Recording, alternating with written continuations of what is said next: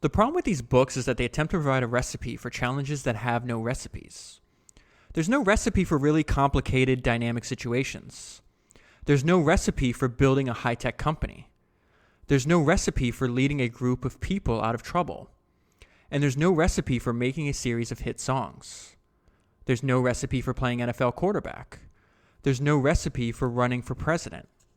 And there's no recipe for motivating teams when your business has turned to crap.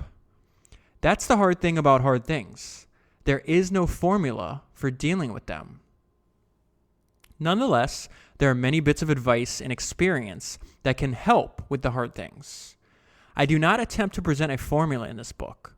Instead, I present my story and the difficulties that I have faced as an entrepreneur, a CEO, and now as a venture capitalist. I still find these lessons useful, especially as I work with a new generation of founders. I share my experiences in the hopes of providing clues and inspiration for others who find themselves in the struggle to build something out of nothing. So that is from the book, The Hard Thing About Hard Things, by Ben Horowitz. And the subtitle is actually Building a Business When There Are No Easy Answers. And that last sentence there, I share my experiences in the hope of providing clues and inspiration for others who find themselves in the struggle to build something out of nothing. In case this is your first time listening to founders, that's exactly what this podcast is about. We're trying to learn from the company builders that came before us. And to do that, I read a biography or autobiography every week for the podcast. And then what follows is the highlights and notes that I left myself. And hopefully you find these ideas as useful in your own work. So I want to talk. So here's the interesting thing about this book before we get into my notes and highlights. So I actually read it, according to Amazon, I read this book 3 years ago. And it came back on my radar when I was taking notes on a podcast for Founders Notes. And the founder of this software company called Front, her name is Matilda Collin. And she was talking about some experiences that kind of resonated with me. So one of the questions was she went to both business school and worked in a startup. So a lot of people see those as very different experiences. And so I've talked about this on the podcast before. I started companies when I was in college. And while I was in college, I was also in the pilot entrepreneurship program. This is over a decade ago. So now I think almost every college has entrepreneurship programs, which is kind of oxymoronic in a way. But she said something, her answer to that question was, which of those experiences did you learn more? And she said, of course, working at a startup, right? But then she said the thing in business school that was most helpful was meeting entrepreneurs that had built companies. That inspired me. I had that same experience. I remember almost nothing of those 2 years in that program other than when successful founders had came to the class and talked. And specifically, this one guy came in. He was going to donate $3 million and build, either to have his name on the building or something like that. And the prerequisite for the donation was that he would get to speak to the people that were in the entrepreneurship program. And, in 30 minutes, he taught us more about building businesses than I learned in 2 years. And then the Q&A section, when they opened it up, there's probably only maybe 30 or 40 of us in the room at the time. And I just remember lighting them up with question after question after question because I was so fascinated. Little did I know a decade and a half later, I'd be doing a podcast that kind of learns from people that built companies like this. So, and then the second thing she said that stuck out to me was she talked about the book that helped the most in her building the company. She's still doing this. They went from, I think, 0 customers to about 3,500 and from 0 employees to maybe 50 or 100 now. I don't remember the exact number at the moment. But she said the book that helped her the most was The Hard Thing About Hard Things by Ben Horowitz because she said that knowing that it's hard for everyone will allow you to just focus on progress and not, obviously, the feelings that you're going through. Because this book is a little different from the other autobiographies and biographies that we've covered in the past, where I would say the majority of the book, it's a description on his unhealthy mental health at the time. And, crying, not sleeping, sweating. I'm not going to go into a lot of the details of the company because I want to focus it explicitly on his key lessons for founders. But the company goes from, I think, 0 people to 500. and then back down to 80, and then back up to 600, and then eventually sold. And this happens over, I think, an 8-year period. So it's a very honest look, in my opinion, on what founders talk about the least. And that's like, how do you manage your own mental health, especially when you're in charge? So I'm going to skip over a lot of his early life, and I want to just get to the parts that I think are the most valuable for us. And so this is when he first sees what the product that eventually becomes Netscape, and then he meets his longtime partner. For those of you who don't know, Ben Horowitz he works at Netscape under Marc Andreessen. After that, Marc Andreessen and him start this company called Loudcloud that turns into Opsware, and then later on they start the venture capital firm Andreessen Horowitz. So they have a very unique relationship because they're partners over 20 years, over multiple different companies, and you don't usually see that. So it said one day one of my coworkers showed me a new product called Mosaic, which was developed by some students at the University of Illinois. Mosaic was essentially a graphical interface to the internet, a technology formerly only used by scientists and researchers. It amazed me. It was so obviously the future, and I was so obviously wasting my time working on anything but the internet. Several months later, I read about a company called Netscape, which had been co-founded by former Silicon Graphics founder Jim Clark.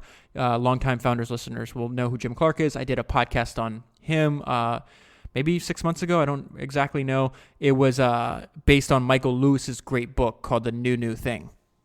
Jim Clark, I mean, every founder we cover on this podcast, or I cover on this podcast, is eccentric and quite a character. Jim Clark is one of the most eccentric people in a really good way. It's a fascinating story. If you haven't listened to the podcast, I definitely recommend it. So it says it's founded by Jim Clark and Mosaic inventor Marc Andreessen. I instantly decided that I should interview for a job there. And it said, the next day, the hiring manager called me back to let me know that they wanted me to interview with the co-founder and chief technical officer, Marc Andreessen. He was 22 years old at the time. In retrospect, it's easy to think both the web browser and the internet were inevitable. But without Marc's work, it is likely that we would be living in a very different world. At the time, most people believed only scientists and researchers would use the internet. Think about how crazy that is in our modern day. Like, to hold that belief. The internet was thought to be too arcane, insecure, and slow to meet real business needs. Almost nobody thought the internet would be significant beyond the scientific community, least of all the most important technology industry leaders who were busy building proprietary alternatives. So he goes into like Oracle and Microsoft completely missing the boat on the internet. And the note I just left myself was like, almost no one thought the internet would be significant. Like, how crazy is that? And I guess what I mean by that is, if the most significant invention of, let's say, the last 50 years is the internet, and at the time, in its early days, almost no one thought that it would be significant. There's clearly things that are hiding in plain sight in front of us. We just have to find them. All right, so this is him meeting Marc. Interviewing with Marc was like no other job interview I'd ever had. Gone were questions about my resume, my career progression, and my work habits. He replaced them with a dizzying inquiry into the history of email, collaboration software, and what the future might hold. I was shocked by how much a 22-year-old kid knew about the history of the computer business. I had met many really smart young people in my career, but never a young technology historian. I'm thinking about, before I read the rest of that paragraph, kind of thinking about, like, if founders can reach a level of sustainability and it's a project that can go on for a decade plus, at that point we'd cover 500, 600 different books on founders. We would kind of be documenting the history of entrepreneurship in a way. I like that idea a lot. So I am prone. I've listened to Marc Andreessen speak a lot on different podcasts. I love listening to him talk. I think he's really smart and has really unique ideas. And I just love the fact that even at 22, he understood the importance of looking at the history of the field. Like, he was extremely interested in technology, and he didn't just focus on what he was in, like what the project he's working on now. He went back and studied how, like, because everything we do kind of builds upon what people did in the past. So knowing that, having an understanding of that foundation is helpful and can be applied in so many ways going forward. So I don't know. I really like that idea. So it says, Marc's intellect and instincts took me aback. But beyond Marc's historical knowledge, his insights about technologies, such as replication, were incisive and on point. After the interview, I phoned my brother and told him that I'd just interviewed with Marc Andreessen, and I thought he might be the smartest person I'd ever met. If you ever get the chance to hear Marc Andreessen talk, you can actually go to YouTube, and there's some videos of, because it's usually easier to find talks on YouTube than it is to search for past podcasts, but I'd recommend that. I didn't even know that his venture capital firm had turned his old blog into an ebook, so I just downloaded it. So if it's long enough, and I'm sure it's good, it might turn into a future founders podcast because it's explicitly about writing about creating companies. Okay, so let's fast forward, and it said, this is a great story. So they wind up working together, and this section I just put is Marc and Ben. And I had to include this because it's fantastic. So at the time, let's see, what company? Okay, so they're working at Netscape still. This is after the IPO, and it was going well, but now they're starting to have competition from Microsoft. So if you remember the book on Jim Clark, he was constantly paranoid of Microsoft coming in and basically destroying Netscape. And that's what they were trying to do. They were bundling a free internet browser with the monopoly they had on operating systems at the time. So they come up with an idea on how to flank Microsoft's impending threat. They come up with this huge rollout strategy, and then it says 2 weeks before the launch, Marc, without telling Mike or me, revealed the entire strategy to the publication Computer Reseller News. I was livid. I immediately sent him a short email. And it says, to Marc Andreessen, CC, and all these other guys that work in the company that are outside the scope of what we're talking about, from Ben Horowitz, subject launch. This is the body of the message. I guess we're not going to wait until the 5th to launch the strategy. Ben. With 15 minutes, I received the following reply. To Ben Horowitz, CC, all these other guys in the company, CEO, chairman, etc. From Marc Andreessen. Subject, response to launch. Apparently, you do not understand how serious the situation is. We are getting killed out there. Our current product is radically worse than the competition. We've had nothing to say for months. As a result, we've lost over $3 billion in market capitalization. We are now in danger of losing the entire company, and it's all server product management's fault. Next time, do the fucking interview yourself. Fuck you, Marc. So that's how their relationship starts. And skipping ahead, this is the part I find fascinating because it's how rare it is. It says, people often ask me how we've managed to work effectively across 3 companies over 18 years. Most business relationships either become too tense to tolerate or not tense enough to be productive after a while. Either people challenge each other to the point where they don't like each other, or they become complacent about each other's feedback and no longer benefit from the relationship. That's a really good, succinct description of the problem with co-founder relationships. With Marc and me, even after 18 years, he upsets me almost every day by finding something wrong in my thinking, and I do the same for him. It works. Okay, so eventually AOL buys Netscape. Ben is now working at AOL, and this section is where they come up with the idea for the second company, the first company they found together. But the second company they work out together, and that's the company that's called Loudcloud, which eventually becomes Opsware. But this is how he comes up with the idea for Loudcloud. And it says, as we discussed ideas, he's talking to other people that work in his team, and there's this guy named InSeek. As we discussed ideas, InSeek complained that every time we tried to connect an AOL partner to the AOL e-commerce platform, the partner's site would crash because it couldn't handle the traffic load. Deploying software to scale to millions of users was totally different from making it work for thousands. And it was extremely complicated. There ought to be a company that does that all for them. So that's where they get the idea for Loudcloud, saying, hey, there's a problem. We're probably not the only ones that have this problem. If we can find a solution, then we can build a company around the solution. And the note I left myself is this quote that I always remind myself when people usually complicate, like, how do I come up with a business idea? I don't know what to do. And the most succinct definition of this actually came from a podcast I heard Richard Branson on. And he said, a business is just an idea that will make someone's life better. And when you view making someone's life better as solving a problem for them, there's a infinite number of businesses that can be created based on that.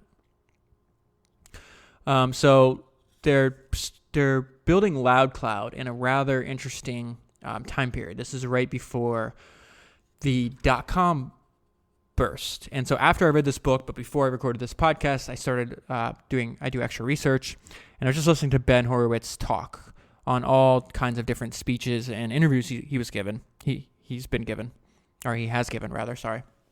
And he describes in the book, but he succinctly put it on this talk where he's like, listen, we were raising money in a weird environment. In the first 9 months, we were able to raise at a $700 million valuation. And just a few short months later, we couldn't raise any money at all. So the only way to raise money was to actually IPO, which sounds funny to us now, almost 20 years later, but was indicative of the unique experience the capital markets were going through at the time. So this is before they do this. And this is something that's personally important to me that I've learned a lot from these founders is the importance of frugality. And this is what happens when you abandon frugality. So he's having a conversation with this guy, Andy. And Andy said to me, Ben, think about how you might run the business if capital were free. 2 months later, we would raise an additional $45 million from Morgan Stanley in debt and no payments for 3 years. So Andy's question was more reality-based than you might think. Nonetheless, what would you do if capital were free is a dangerous question to ask an entrepreneur.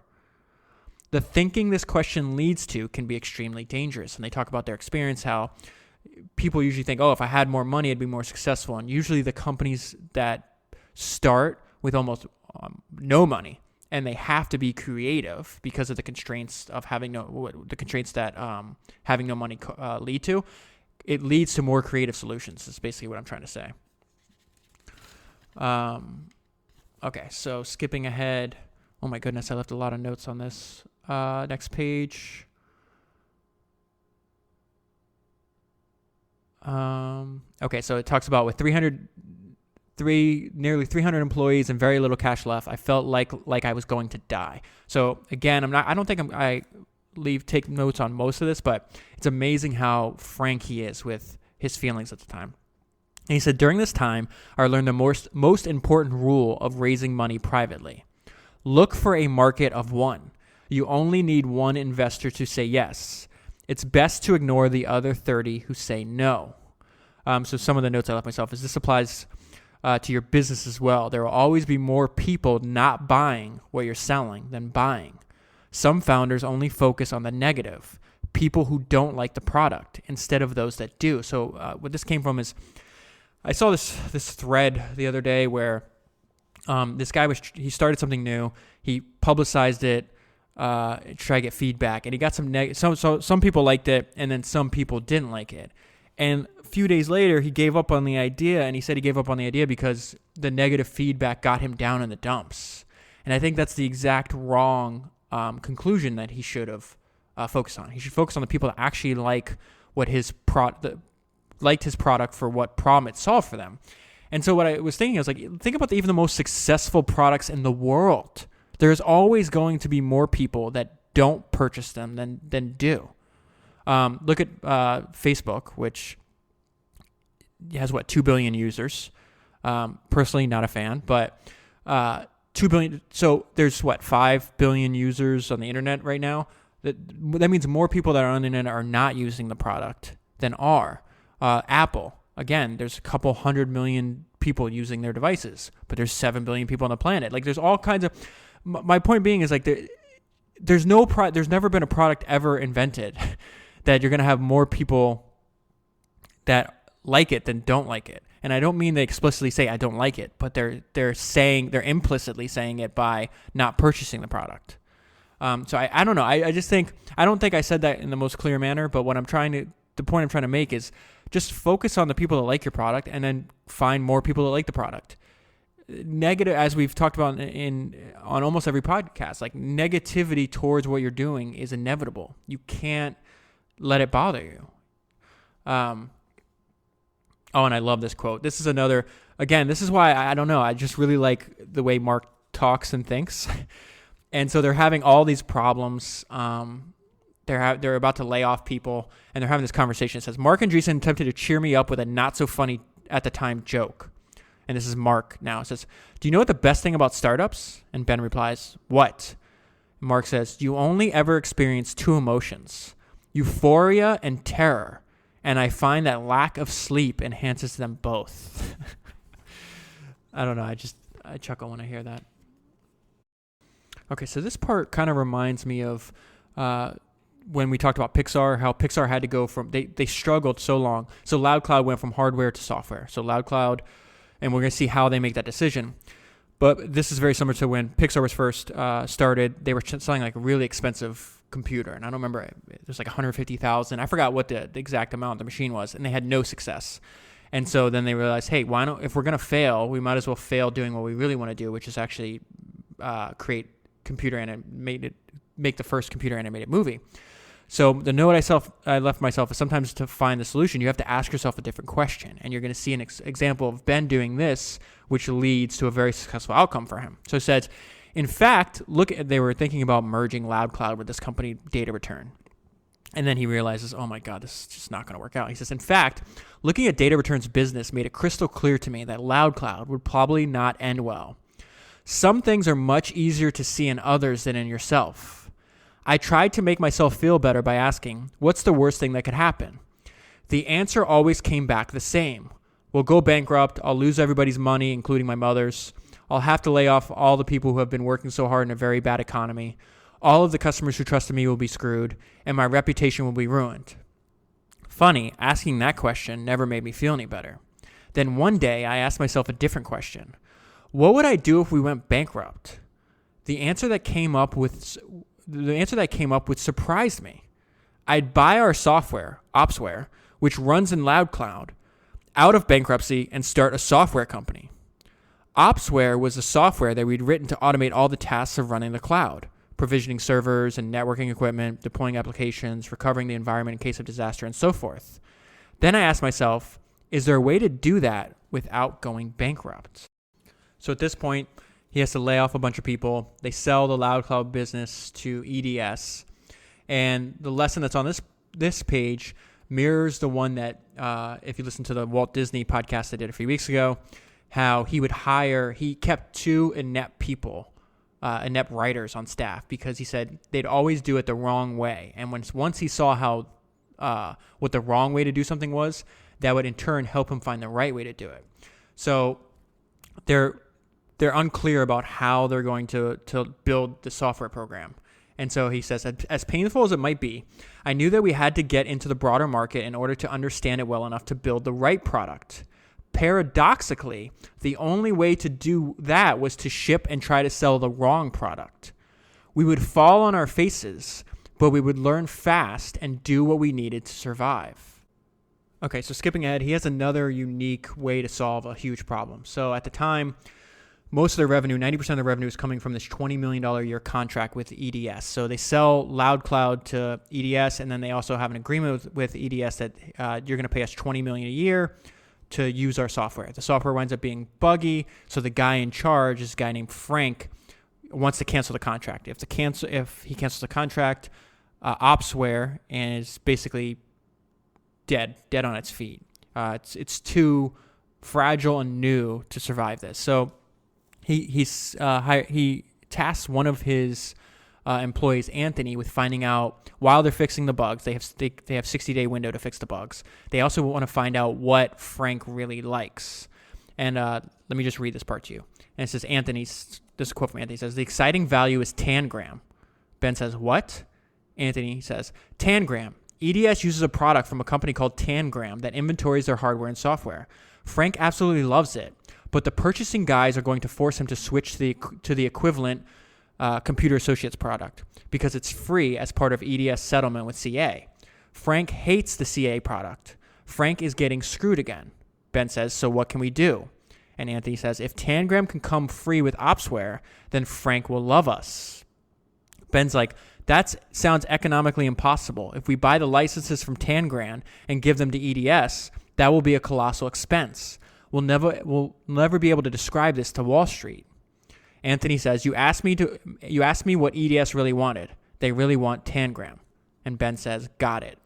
I had never heard of Tangram, so I quickly looked them up. They were a small company in North Carolina. I looked up their market capitalization. This couldn't be right. Tangram was only worth $6 million. I had never heard of a public company being that cheap. Tangram was run by an intern CEO, which is a great sign that they'd be willing to sell the company, because most boards would rather sell a company than roll the dice on hiring a new CEO. So Ben buys the company for $10 million, rolls their product into the Opsware offering, and by buying a $10 million company, he saves a $20 million a year contract. So skipping ahead, they start to experience a lot greater success selling software with Opsware than they did on Loudcloud. And eventually they had several different companies wanting to purchase the company, and they agreed to sell to HP, Hewlett-Packard. And it says, this is Ben's thoughts on the sale. When it finally ended, the long road from Loudcloud to Opsware, I couldn't believe that I'd sold what it took 8 years and all of my life force to build. How could I have done that? I was sick. I couldn't sleep. I had cold sweats. I threw up, and I cried. And then I realized that it was the smartest thing I'd ever done in my career. We built something from nothing, saw it go back to nothing again, and then rebuilt it into a $1.65 billion franchise. At that point, I felt like my business life was kind of over. I had hired all the best people that I knew or could find, and had gone through every step from founding to going public to sale. I definitely did not feel like doing any of that again. But I had learned so much. It seemed like a waste to do something completely different. And then I got an idea to build a new kind of venture capital firm. And so from this point on in the book, he's just really distilling all the knowledge that he learned and passing it on to a new generation of founders. And so that's why I'm so thankful that there's so many books that are written by and about entrepreneurs, because like you said at the very beginning, this isn't something you can really learn at school. You have to learn by doing. But there is some valuable information learning from people's experiences. And if they didn't write this down, we would have to learn everything from scratch. So some of these are just short little ideas, like do not play the odds. It says founders should not play the odds. When you are building a company, you must believe there is an answer, and you cannot pay attention to your odds of finding it. You just have to find it. It matters not whether your chances are 9 in 10 or 1 in 1,000. Your task is the same. And the note I left myself on this one is the future is different. You have to stay alive long enough to see it. Play long enough and you might get lucky. In the technology game, tomorrow looks nothing like today. If you survive long enough to see tomorrow, it may bring you the answer that seems impossible today. This is a great anecdote that he learns from Andy Grove, and it's discounting praise and focus on what actually can be fixed. I thought back to a conversation I had years ago with Andy Grove. So those of you that might not know, Andy Grove ran Intel. He was actually featured in the book Intel Trinity. He also wrote, I did a podcast on his partner, Bob Noyce, based on the book Intel Trinity. I didn't cover anything about Andy Grove in that particular podcast, but if you want to learn more about him, he's written a number of books that a lot of people recommend, like High Output Management, and then his memoir, I think, is called Swimming Across. And if I'm not mistaken, he was like a Hungarian immigrant. And he's just a really, a lot of the people that I've covered on the podcast have mentioned Andy Grove, that they learned a lot from him, including Ben Horowitz. So it says, this is a conversation he had with Andy Grove. Back at the tail end of the great internet bubble in 2001, as all the big technology companies began missing their quarters by giant amounts, I found myself wondering how none of them saw it coming. This is such a good point. One would think that after the dot-com crash of April 2000, companies like Cisco, Siebel, and HP would realize that they would soon face a slowdown as many of their customers hit the wall. But despite perhaps the most massive and public early warning system ever, each CEO reiterated strong guidance right up to the point where they dramatically whiffed their quarters. I asked Andy why these great CEOs would lie about their impending fate. He said they were not lying to investors, but rather they were lying to themselves. Andy explained that humans, particularly those who build things, only listen to leading indicators of good news. For example, if a CEO hears that engagement of her application increased an incremental 25% beyond the normal growth rate 1 month, she will be off to the races hiring more engineers to keep up with the impending tidal wave of demand. On the other hand, if engagement decreases 25%, she will be equally intense and urgent in explaining it away. The site was slow that month. There were 4 holidays. We made a UI change that caused all the problems. For gosh sakes, let's not panic. Both leading indicators may have been wrong, or both might have been right. But our hypothetical founder, like almost every other founder, only took action on the positive indicator and only looked for alternative explanations on the negative leading indicator. And this is a reminder to spend all of your time on what you can actually do. All of the mental energy used to elaborate your misery would be far better used trying to find one seemingly impossible way out of your current mess. Spend 0 time on what you could have done and devote all of your time on what you might do. Because in the end, nobody cares. Just run your company. Another lesson from Andy Grove on why training your own people is so important. And this is a direct quote from Andy. Training is, quite simply, one of the highest leverage activities a manager can perform. Consider for a moment the possibility of you putting on a series of 4 lectures for members of your department. Let's count on 3 hours preparation for each hour of course time. So you have to work 12 hours in total. Say that you have 10 students in your class. Next year, they will work a total of about 20,000 hours for your organization. If your training efforts result in a 1% improvement in your subordinates' performance, your company will gain the equivalent of 200 hours of work as a result of your expenditure of 12 hours.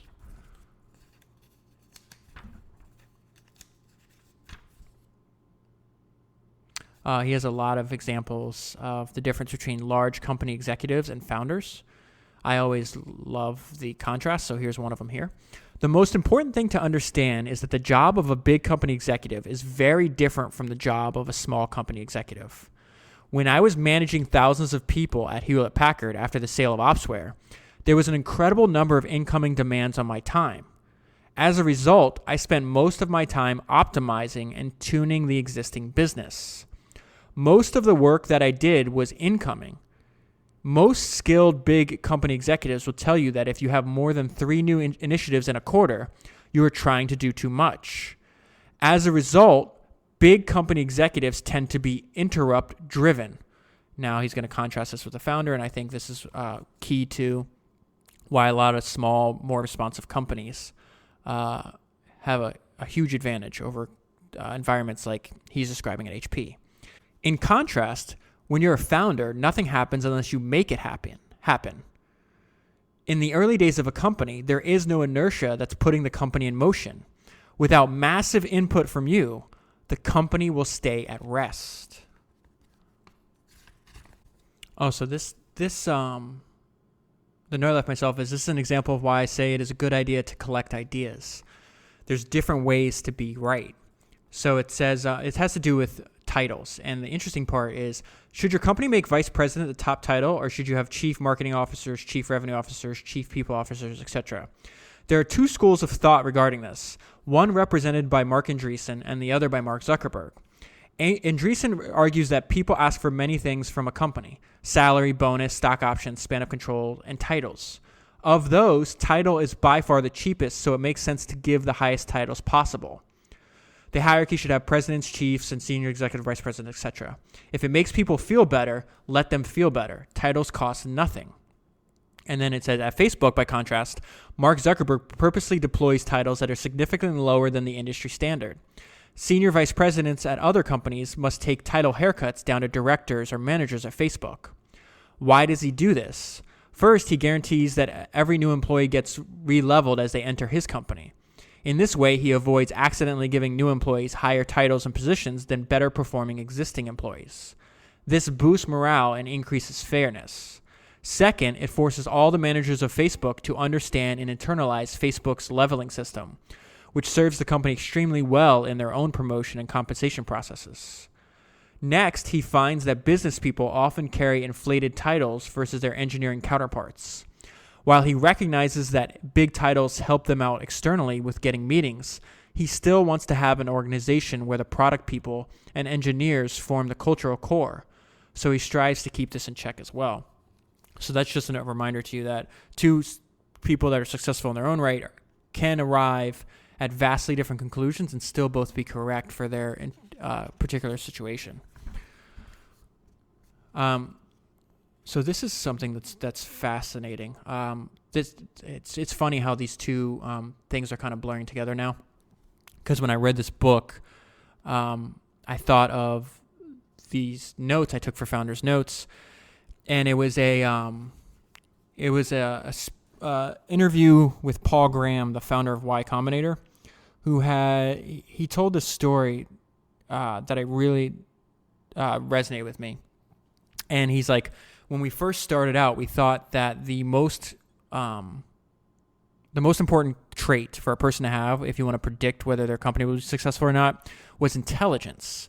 And we found out that actually determination is much more important than intelligence. And to illustrate this point, he says, take this hypothetical person that's 100 out of 100 in intelligence and 100 out of 100 in determination. If you slowly start chipping away from the determination, it goes lower, 95, 90, 80, whatever the case is. Eventually, you're left with a brilliant but ineffectual person. And he's like, there's plenty of people that I know that are really smart and don't do anything because they're not determined. He goes, meanwhile, the inverse is not true. You take that same person that's 100 out of 100 in intelligence and 100 out of 100 in determination, and you start taking away intelligence, but never take away determination, and eventually you have some guy that owns a bunch of taxi medallions or that owns a trash hauling business, but is still rich. And so for our own purposes, like just remember the formula: determination is greater than intelligence. And this is kind of an example here. Some brilliant people can be totally unreliable. At Opsware, we once hired an unequivocal genius. And we're going to call this guy Arthur. That's not his real name, though. Arthur was an engineer in an area of the product where a typical new hire would take 3 months to become fully productive. Arthur got fully up to speed in 2 days. In his first quarter on the job, he was the best employee we had. Then Arthur changed. He would miss days of work without calling in. Then he would miss weeks of work. Then he finally showed up. He apologized profusely. But that behavior didn't stop. His work product also degraded. He became sloppy and unfocused. I could not understand how such a stellar employee could go haywire. It turned out that Arthur was bipolar and had 2 significant drug problems. 1, he did not like taking his bipolar medication. And 2, he was addicted to cocaine.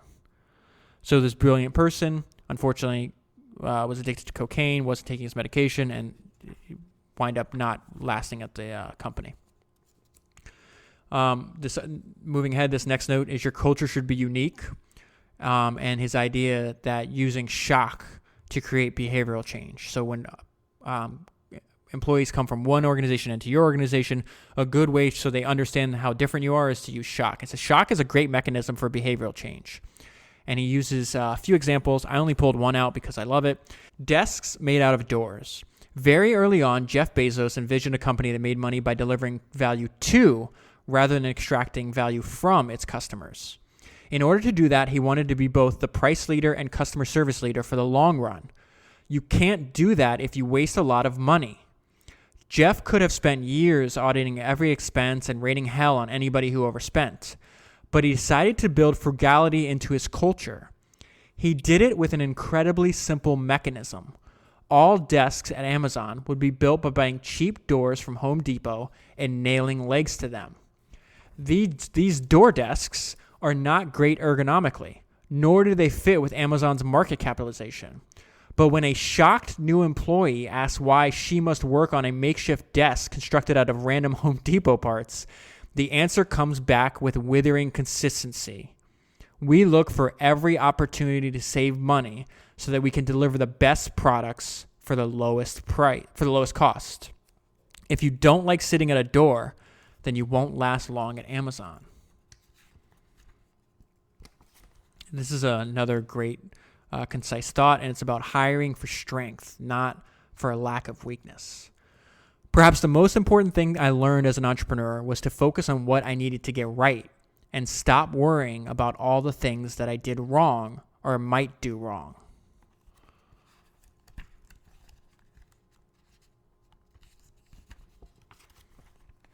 And this next part is there is no founder school, which is why I think it's thinking about building companies and all the different strategies and ideas. I find it fascinating because of this.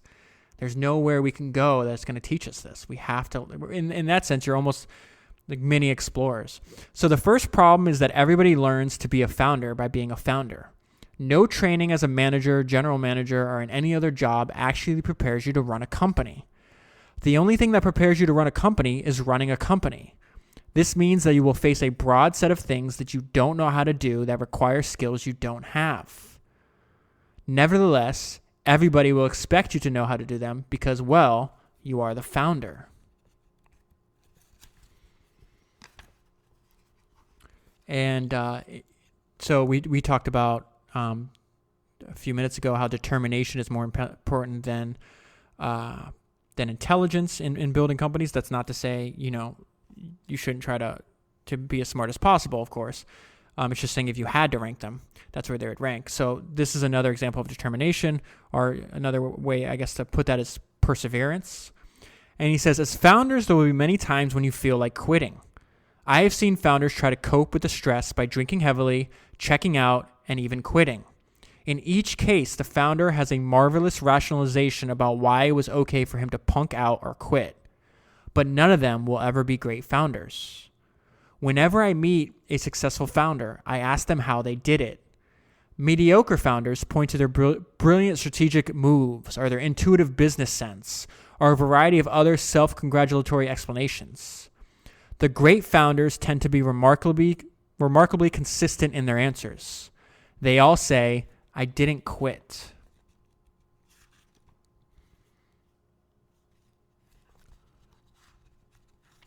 Let's say you build a company and you have the ability to sell it. Here's some advice on when not to sell. When analyzing whether you should sell your company, a good basic rule of thumb is A, you are very early on in a large market, and B, you have a good chance of being number one in that market, then you should remain standalone. The reason is that nobody will be able to afford to pay what you are worth because nobody can give you that much forward credit. For an easy to understand example, consider Google. When they were very early, they reportedly received multiple acquisition offers for more than $1 billion.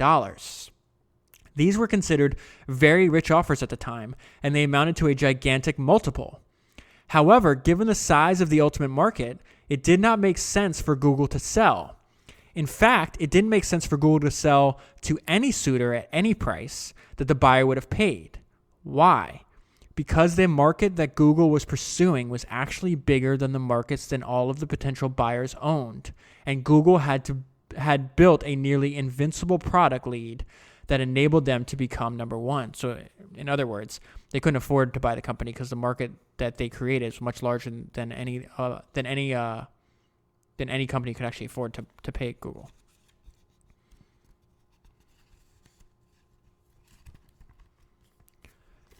After selling now this is actually the last chapter of the book. After selling Opsware, I spent a year at HP running the bulk of their software business. And then I tried to figure out what to do next. Should I start another company? Should I be CEO of someone else's company? Should I retire? Should I do something completely different? Why was entrepreneurship such a black art? Did everybody have the same problems I'd had? And if they did, why didn't anybody write anything down? As these thoughts rolled through my head, I sent Marc Andreessen an instant message. We ought to start a venture capital firm. Our motto for general partners would be some experience required, as in some experience in founding and running companies required to advise people who are founding and running companies. Kind of what we're doing here in a sense. We want to learn from people that actually did it. To my surprise, he replied, I was thinking the same thing. Marc and I discussed a paradox often. We wondered aloud why, as founders, we had to prove to our investors beyond a shadow of a doubt that we could run the company, rather than our investors assuming that we could run the company that we had created. So it talks about they're trying to flip over common thinking at the time that founders start a company and then you bring in professional management. When Mark and I first became entrepreneurs back in the mid-1990s, we did not know many other entrepreneurs. We just did what we did without really seeing ourselves as part of a larger movement or a community. We were entrepreneurs at the beginning of the internet and before Facebook, Twitter, and other social networking platforms were built. We did not talk to other entrepreneurs because there was no entrepreneurial community. We were completely heads down on the business. All of that has changed in the last 10 years. Entrepreneurs are now socializing, friending each other, meeting up, and hanging out. There is a real community. And I would add, and learning from each other. And once we realized this, we figured that if we had better offering, word of mouth marketing would work now where it hadn't before. So it's saying because how do you start a venture, in the context of this discussion that I left out, is how do you start a venture capital firm when it's just you and Marc Andreessen, and you don't, like, you have all these ideas about how to be different, but how do you actually convince the first founders to take your money because you're different? And so he's saying that before there was no community, like entrepreneurs didn't talk to each other like they do now. And what happens when entrepreneurs talk to each other? Well, they learn more because no one else can actually understand what you're going through unless somebody else is actually doing what you're doing. And I just think that's really important it's the entire reason I do this podcast and I do Founders Notes, because I think the best use of your extra time that you're not using on work is like learning from people that have gone through what you're going through. They're going to have all these weird, unique ideas that might be applicable to your work. So it says, we decided to, so what's fascinating to me is they're coming to this conclusion about how to like spread the word and how to start getting customers. In their case, customers for their venture capital firm is entrepreneurs, but they're also talking about they're able to get customers for their venture capital firm because founders are learning from other founders. Well, guess what? The entire strategy for the venture capital firm is literally copied from another founder. So we learn about this now. It says, we decided to systematize and professionalize our network. First, for this, we drew both the inspiration and the formula from my friend and Opsware board member, Michael Horowitz. 34 years earlier, Michael had founded Creative Artist Agency. You might know that by CAA. It's the powerhouse of Hollywood talent agencies. When Michael started CAA, it was not an obvious idea. Michael was a rising star at the William Morris Agency, the most important agency in the industry at the time. Quitting that job to pursue what must have looked like a windmill tilt made no sense to anybody. But Michael had a clear vision. If he could build a firm so good that it attracted all the top talent in the world, then he would shift the economics of the industry from the corporations to the talent where he had felt it belonged. So for our purposes, let's take away from corporations to the talent. So it's from VCs to founders where he felt it belonged. Howitz's breakthrough idea was to build an integrated network that would allow any of the firm's agents to connect their clients to a firm-wide grid of new opportunities. As a result, the firm would be 100 times more powerful than any one agent at any other agency. His theory worked, and within 15 years, CAA represented 90% of the top talent in Hollywood and had rewritten the rules, giving talent more say in the deals and a bigger piece of the financial pie. We decided to copy CAA's operating model nearly exactly. And the note is just copy from great founders, which is the whole point of reading these books and then sharing the ideas with you. And finally, he says, as I got further into it, I realized that embracing the unusual parts of my background would be key to making it through. It would be those things. So, preface before I read this is not only should you copy really good ideas from founders, but then add to those ideas with whatever makes you unique. And whatever you come up with, if you add your own unique take on it, will be another unique take that someone else can then copy and then add their own unique take on it, and it kind of builds and builds. And we have more diversification of ideas instead of more centralization. As I got further into it, I realized that embracing the unusual parts of my background would be key to making it through. It would be those things that would give me unique perspectives and approaches to the business, the things that I would bring to the table that nobody else had. When I work with entrepreneurs today, This is the main thing that I try to convey. Embrace your weirdness, your background, your instinct. If the keys are not in there, they do not exist. I can relate to what they're going through, but I cannot tell them what to do. I can only help them find it in themselves. And sometimes they can find peace where I could not. Of course, even with all the advice and hindsight in the world, hard things will continue to be hard things. So in closing, I just say peace to all those engaged in the struggle to fulfill their dreams. So if you want the full story, definitely read the book. I leave a link in your show notes so you can buy that if you want. As you just saw, I presented the entire podcast with no interruptions. This podcast is ad-free and independent, and it relies on the direct financial support of people that get value out of the podcast. So if you listen to my podcast and you like the work that I'm doing here, please directly support it. There's a number of ways you can support founders. The first way to do it is become a founder member. There's links in the show notes and also available at founderspodcast.com. But if you subscribe, you can choose whatever level of support that you want to support the podcast at. And as a thank you for doing that and making Founders possible, I send you extra podcasts every week that are available nowhere else. So if you sign up today, you would immediately unlock 5 of my past member-only podcasts, and then I will email you every week moving forward extra podcasts. I'm really enjoying these extra podcasts I'm making. The one that I did last week was on, it was actually one of the longer ones. It's almost as long as this podcast was, and I didn't mean it to be, but it's on the most profitable company in the United States per employee, and that's the company Valve. And it's based on the handbook that Valve gives out to new employees, and it describes their philosophy on building companies.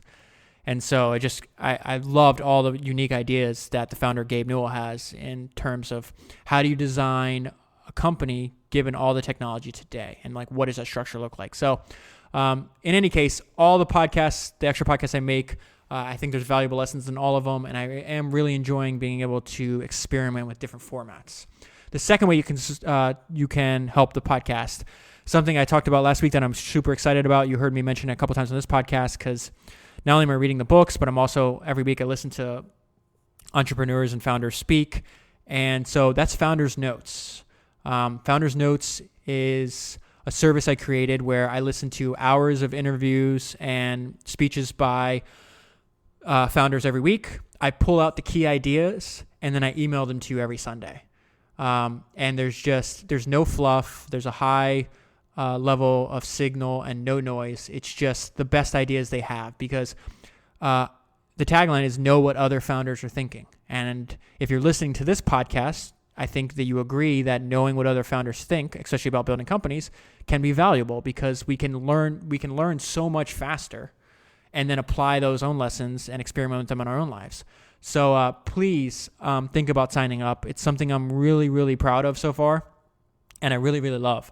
And this is something I've done forever, in the sense that I've always taken a large amount of notes, because I want to remember. I don't want to waste time. I want to remember what I heard or what I read, and then go back and review them. And it's the fastest way to get the information. So there's a link in the show notes, and again at founderspodcast.com. If you sign up, it really means a lot to me. The third way you can support the podcast is by going to founderspodcast.com/books.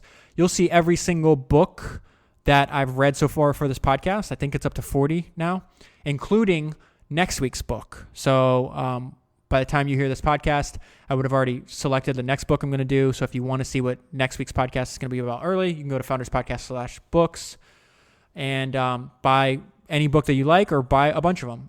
I'm a part of Amazon's affiliate program, which means that if you buy a book, Amazon sends me a small percentage of the sale at no additional cost to you. So you get a great book, and it's like donating, I think it's like 75 cents to founders. So it's actually helpful if a lot of you guys do this.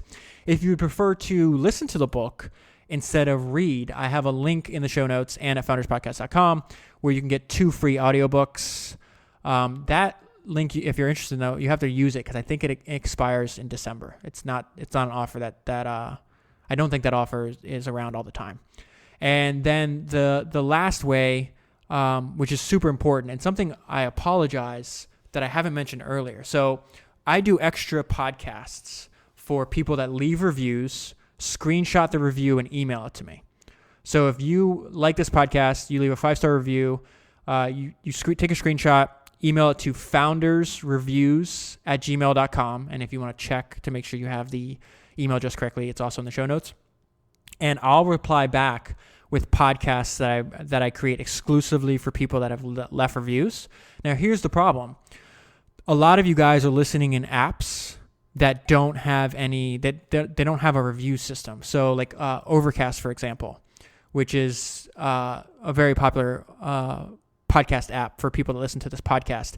So they don't have a place to leave reviews, but they do have a way where you could recommend podcasts. It's that little star that you notice on every episode. So if your Overcast account is tied to your Twitter account, you can then leave a star which recommends specific episodes. So if you want to pick out any episode that you really liked, or you can do this for a bunch of them, whichever one you want, and you press the star, take a screenshot showing that the episode has a star. It'll change from like an outline to a gold star, and then you send that email to foundersreviews@gmail.com. I will reply back to Founders to giving you the 2 review-only podcasts I've done so far. One's on Max Levchin and one's on Steve Jobs. And then not only will I email you back the 2 I've already done, but as I do them in the future, I will automatically email them to you. So if you basically it's a way of saying thank you. I will give you hours of work from me for just a minute or 2 of your time, because when you're leaving ratings or reviews or recommending podcasts, what you're doing is you're helping spread these ideas. And if you're a fan of these ideas, if you think what I'm doing here is valuable, then helping me spread these ideas is the best way to ensure that this podcast stays around for a long time. I don't know if I said it on this podcast or a previous one, but if we can keep this going with your support, I can keep this going for a very long time. And what would be the actual benefit? What would be the outcome if we could keep it going for a decade or more? It's a way to document the history of entrepreneurship, to learn from hundreds of different company builders. And I think getting these ideas out there and accessible to the millions of people around the world that are interested in new ideas and applying those new ideas to work would be a really good thing. So that's one way to do it. Other than that, I think I've talked enough. I just want to end like I do every podcast with thank you for listening. If you listen this far, I really appreciate you. You have millions of podcasts you could choose from, or maybe hundreds of thousands, I guess it's hundreds of thousands. I actually heard a disturbing stat that I think there's like let's say 600,000 in the podcasts in the Apple podcast directory. 75% of those podcasts are no longer adding episodes. So that just tells you how hard it is. I'm starting a podcast with no large social following because I'm really introverted. I'm spend my time listening to podcasts and reading books and not really hanging out on social media.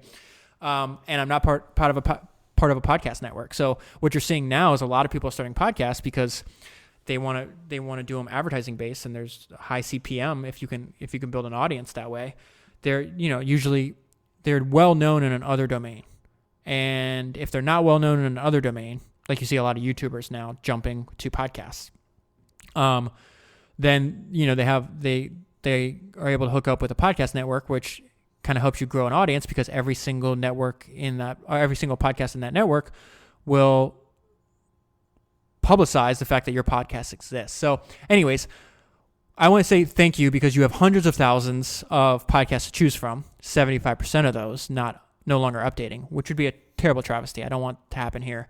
But you choose to listen to this and spend your time listening, sharing it on social media, rating, reviewing, subscribing to becoming a founder member, or subscribing to Founders Note. And I just want to end with saying thank you. Thank you for the support. Thank you for listening. Thank you for everything you're doing. And I will be back next Monday.